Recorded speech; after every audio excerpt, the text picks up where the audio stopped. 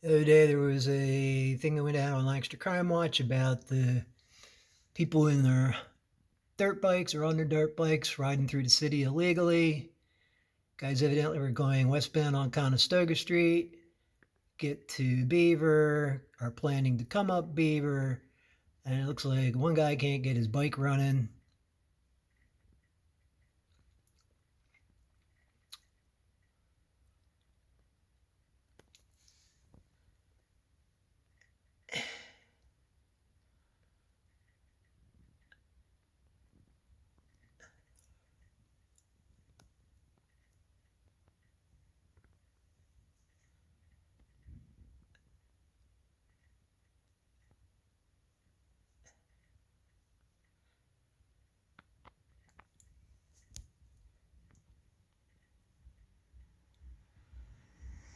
So the bike I'm running doesn't have a tag on it, and pink bike actually looks like it might have a tag on it.